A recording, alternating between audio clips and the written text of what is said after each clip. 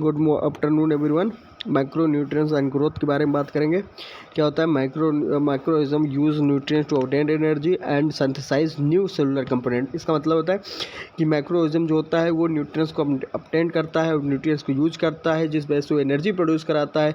और जहाँ energy produce हो जाएगी तो उसमें क्या करें, सिंथेसाइज करेगा और न्यू सेलुलर कंपोनेंट बनेगा, न्यू मेंबर बनेगा, न्यू ग्रोथ करेगा। ठीक है। Nutrients are substance use in biosynthesis. Nutrients एक ऐसा सब्सटेंस होता है जो कि यूज करता है बायोसिंथेसिस को, सेल्फ सिंथेसिस कराता है, लिविंग को सिंथेसिस कराता है, लिविंग में रिएक्शंस कराता है, एनर्जी प्रोडक्शन कराता है, और जो कोई भी माइक्रोबियल ग्रोथ होता है उसको क्या कराता है, ग्रोथ करवाता है। ठीक है। मोस्ट इंपॉर्टेंट न्यूट्रिएंट्स कौन कौन से हैं? कार्बन है, हाइड्रोजन, नाइट्रोजन और oxygen. When these microorganisms obtain the nutrients by living on और इन होस्ट, कोई भी माइक्रोइज्म क्या करता है, अगर न्यूट्रिएंट्स लेता है, लिविंग तरीके से लेता है या फिर होस्ट के तरीके से लेता है, वो क्या कॉसेस करता है, वो डिसीज कॉसेस करता है। अगर किसी माइक्रोइज्म को न्यूट्रिएंट्स ही नहीं मिलेगा, ग्रोथ ही नहीं मिलेगा, सिंथेसाइज ही नहीं मिलेगा, क्या वो अपना ग्रोथ कर पाएगा? नहीं कर पाएगा। इस वजह से उसको न्यूट्रिएंट्स रहना बहुत ज़रूरी है।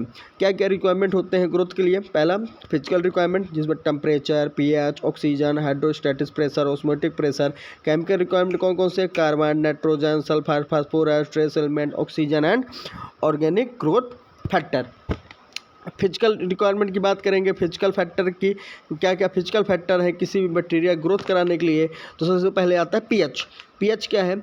Optimum pH, the pH eight which organism grow best. PH क्या होता है? कोई भी माइक्रोइज्म होता है उसका ग्रोथ कराने के लिए सबसे अच्छा होता है। मोस्ट बैक्टीरिया ग्रो बिटवीन, सभी बैक्टीरिया किस पीएच के बीच में ग्रोथ अच्छा करते हैं? पीएच 6.5 से 7.5 के बीच में, 6.5 से 7.5 के बीच में कोई पीएच होता है, बढ़िया ग्रोथ कराता है। मोल्ड और ईस्ट आपके फंजाई होते हैं जो कि ग्रोथ करते हैं 5 से 6 के पीएच के बीच में। According to the tolerance for acidity, alkalinity bacteria classified. Bacteria किस एसिडोफिलिक में क्या होता है? Acid lover. एसिडोफिलिक मतलब होता है एसिड लवर। जो एसिड बैक्टीरिया होते हैं वो उसका पीएच जो होता है 0.1 से 5.4 के बीच में क्या करते हैं, वो ग्रो करते हैं। दूसरा न्यूट्रोफिलिक में बेस्ट ग्रोथ होता है, पीएच कितना? 5.4 से कितना? 8.0 के बीच में। ठीक है। अब इसके बाद बात करते हैं टेम्परेचर की। टेम्परेचर कितना होना चाहिए? According to the growth temperature range bacteria can be classified psychrophilic best growth होता है, जिसमें बैक्टीरिया कोई भी बैक्टीरिया ग्रोथ करेगा 15 से 20 डिग्री सेल्सियस में ग्रोथ करेगा। अच्छी ग्रोथ 15 से 20 डिग्री सेल्सियस में होती है। साइक्रोट्रॉप में क्या होता है? साइक्रोट्रॉप में होता है growth between 0 degree Celsius and 20 से 30 डिग्री सेल्सियस के बीच में, या फिर 0 डिग्री सेल्सियस में ग्रोथ करेगा या फिर 20 से 30 डिग्री सेल्सियस में ग्रोथ करेगा। मेसोफिलिक में होता है 25 से 40 डिग्री सेल्सियस में बैक्टीरिया क्या करेगा? ग्रोथ करेगा। थ्रोम्बोफिलिक में बेस्ट ग्रोथ होता है 50 से 60 डिग्री सेल्सियस में, जिसको हाई टेम्परेचर में अगर आप ग्रोथ कराएंगे तो उस बैक्टीरिया कुछ बैक्टीरिया जो होती हैं वो हाई टेम्परेचर में ग्रोथ करती हैं, उनको बोलते हैं थर्मोफिलिक। ग्रोथ कितने से कितने बीच में टेम्परेचर में? 50 से 60 डिग्री सेल्सियस के टेम्परेचर के बीच में कुछ बैक्टीरिया जो ग्रोथ करती हैं उनको बोलते हैं थर्मोफिलिक। जो बैक्टीरिया 25 से 40 डिग्री सेल्सियस में ग्रोथ करती हैं उनको बोलते हैं मेसोफिलिक। जो बैक्टीरिया 0 डिग्री सेल्सियस में और 20 से 30 डिग्री सेल्सियस में ग्रोथ करती हैं उनको बोलते हैं साइक्रोट्रॉप। जो बैक्टीरिया 15 से 40 डिग्री सेल्सियस में ग्रोथ करती हैं उनको बोलते हैं साइक्रोफिलिक। बात करते हैं हम लोग टिपिकल ग्रोथ रेट की एंड टेम्परेचर की। मिनिमम ग्रोथ टेम्परेचर में क्या होता है? लोवेस्ट टेम्परेचर में कुछ स्पेसिमेन ग्रोथ करते हैं। ऑप्टिमम ग्रोथ टेम्परेचर में सबसे अच्छी ग्रोथ ऑप्टिमम टेम्परेचर में होती है। मैक्सिमम ग्रोथ टेम्परेचर में आधे बैक्टीरिया ग्रोथ करते हैं, कुछ बैक्टीरिया की पॉसिबिलिटी है कि वो ग्रोथ करते हैं। उसके बाद ये देखिए टेम्परेचर है आपको थर्मोफिलिक में, देखिए सबसे हाई लेवल है। हाई लेवल में मतलब कि ये 50 से 40 से 70 के बीच में ये क्या करते हैं, इनका ग्रोथ होता है। उसके बाद हम लोग बात करते हैं ऑक्सीजन की। तो ऑक्सीजन की बात करेंगे तो एरोब्स जो बैक्टीरिया ऑक्सीजन की मदद से ग्रोथ करते हैं उनको बोलते हैं एरोब। जो बैक्टीरिया फिर बोलते हैं ऑब्लिगेट एरोब्स। ऑब्लिगेट एरोब्स क्या होता है? Must be free oxygen for aerobic respiration, जैसे सूडोमोनास, ठीक है। और इसको बोलते हैं ऑब्लिक एरोब्स। एनारोब्स ऐसे बैक्टीरिया होते हैं जो बैक्टीरिया एनारोब्स ऐसे बैक्टीरिया होते हैं जो बैक्टीरिया बिना ऑक्सीजन के ग्रोथ करते हैं। ऑब्लिगेट एनारोब्स ऐसे एनारोब्स हैं जो बैक्टीरिया किल कर देते हैं दूसरे ऑक्सीजन बैक्टीरिया को, जैसे बैक्टीरियाइड। माइक्रो एरोफिलिक में क्या होता है? Grow best in presence of small amount of free oxygen.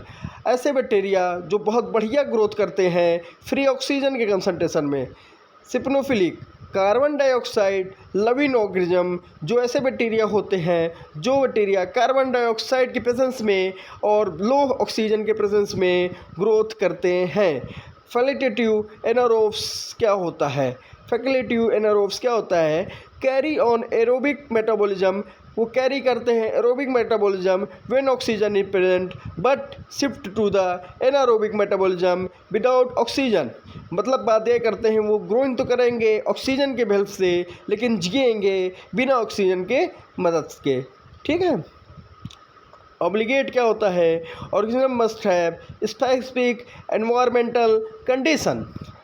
फिर अगर बात करते हैं oxygen concentration high and low, high से लो में, ठीक है, ये होते हैं एरोब्स, ऑब्लिगेट एरोब्स। दूसरे होते हैं ऑब्लिगेट एनारोब्स। तीसरे होते हैं फैकल्टेटिव एनारोब्स। चौथा आप देख लीजिए हाइड्रोस्टैटिक्स प्रेशर। हाइड्रोस्टैटिक प्रेशर क्या होता है ये इसके बारे में पढ़ेंगे। हाइड्रो मतलब होता है वाटर, स्टैटिक्स मतलब होता है मेजरमेंट, प्रेशर मतलब होता है उसका प्रेशर। तो क्या है? When water in ocean and lake as pressure by standing water is proportional to the depth. Pressure double with every 10 meter increase in depth, ठीक है। Barophilic bacteria that live in high pressure, ऐसे bacteria जो high pressure में live करते हैं but die if left in laboratory at standard atmosphere pressure. Barophilic ऐसा pressure होता है जिसमें जो बैक्टीरिया होता है वो आपका ग्रोथ करता है हाई प्रेशर में, बट अगर उसको लेबोरेटरी लाते हैं तो वो स्टैंडर्ड वो एटमॉस्फेरिक प्रेशर देख के अगल बगल सराउंडिंग का प्रेशर एब्जॉर्ब करके एक्सपायर हो जाता है और वही वो क्या कर जाता है? डाई हो जाता है। दूसरा ऑस्मोटिक प्रेशर। ऑस्मोटिक प्रेशर आप सभी जानते हैं कैसे होता है। ऑस्मोटिक प्रेशर में environmental that contain dissolve substance strike osmotic pressure and pressure can be secrete that can dissolve in substance in a cell. Hyper osmotic environment, hyposmotic environment. Hyper osmotic environment क्या होता है? Cell lose water and undergo plasmolysis sickling of cell. मतलब ये बात किया है cell जब अब वाटर के अंदर जाएगा तो वाटर लूज करेगा और अपने जो उसके सेल का साइज होगा वो क्या हो जाएगा? वो सिकुड़ने लगेगा। हाइपोस्मोटिक इन्वायरमेंट क्या होता है? Cell grain water soil and blast. Cell क्या करता है? सेल क्या करता है? पानी को अपनी तरफ खींचता है और सेल की साइज जो हो जाती है वो बढ़ जाती है। हाइपर ऑस्मोटिक इन्वायरमेंट मतलब होता है कि सेल क्या करता है? पानी को छोड़ देता है और क्या करता है? उसके अंदर जो सेल होता है वो सिकुड़ने लगता है। और हाइपोस्मोटिक प्रेशर में सेल क्या करता है? सेल पानी को लेता रहता है और सेल की साइज जो होती है वो बढ़ जाती है। केमिकल रिक्वायरमेंट की बात करेंगे किसी भी न्यूट्रिएंट फैक्टर में तो पहला आएगा कार्बन सोर्सेस, दूसरा आएगा नाइट्रोजन सोर्सेस, तीसरा आएगा सल्फर एंड फास्फोरस, चौथा आएगा ट्रेंस एलिमेंट जिसमें copper, iron, zinc and cobalt होगा। विटामिन की बात करेंगे फ्लोरिक एसिड, विटामिन बी12 और विटामिन के।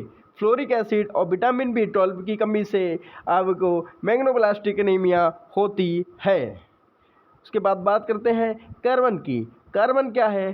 कार्बन इसको सी बोलते हैं जिसमें 50% ऑफ ड्राई वेट होता है। इसका structure organism molecules energy source होता है। Chemoheterotroph use organic carbon sources, autotroph use CO2। Chemoheterotroph use organic carbon sources, autotroph use CO2, right. अब बात करते हैं हम लोग आगे चल के नाइट्रोजन की। नाइट्रोजन क्या है? नाइट्रोजन को हम लोग N से डिफाइन करते हैं और 12% ऑफ ड्राई वेट होता है in amino acid and protein. Most bacteria decompose protein. सारे बैक्टीरिया क्या करते हैं? प्रोटीन को डिकम्पोज करते हैं। सम बैक्टीरिया यूज NH4 और NO3। Few bacteria use N2 in nitrogen fixation. Sulphur की बात करेंगे। In amino acid thiamine and biotin some bacteria decompose protein, some bacteria use SO4 2 और H2S। कुछ बैक्टीरिया यूज करेंगे फास्फोरस। फास्फोरस किस में यूज होता है? हम लोग वी ऑल नो डैट कि फास्फोरस का यूज स्ट्रक्चर ऑफ DNA में यूज हुआ था। In DNA, in RNA, in ATP और मेम्ब्रेन में। और क्या जो PSO4 सोर्स जो होता है वो फास्फोरस का होता है। ट्रेस एलिमेंट में है जैसे inorganic element requirement in small amount usually has enzyme cofactor. Example iron, molybdenum, zinc. Buffer की बात करते हैं किसी भी चीज़ को ग्रोथ कराने की। To neutralise acid and maintain proper pH। Peptone and amino acid और phosphorus salt may act buffer. Peptone, water and amino acid and phosphatase salt may act as buffer. मतलब Pantone water, Pantone amino acid और जो फास्फोरेस salt होता है वो add करके as a buffer use किया जाता है। Organic growth factor, organic compound obtain deadly from the environment. जो ऑर्गेनिक कंपाउंड है वो डेडली इन्वायरमेंट से लिया जाता है, जो कि एग्जाम्पल है vitamins, amino acid, pyrimidine and pyrimidine। Vitamins के बारे में जानते हैं, अमीनो एसिड के बारे में हम लोग जानते हैं। एसेंशियल नॉन एसेंशियल दो होते हैं, pyrimidine और pyrimidine हम लोग ने DNA और RNA में के स्ट्रक्चर में पढ़ रखा है। उसके बाद करेंगे प्रिपरेशन ऑफ कल्चर मीडिया की। तो कल्चर मीडिया के बारे में हम लोग कल पढ़ेंगे कि क्या होता है।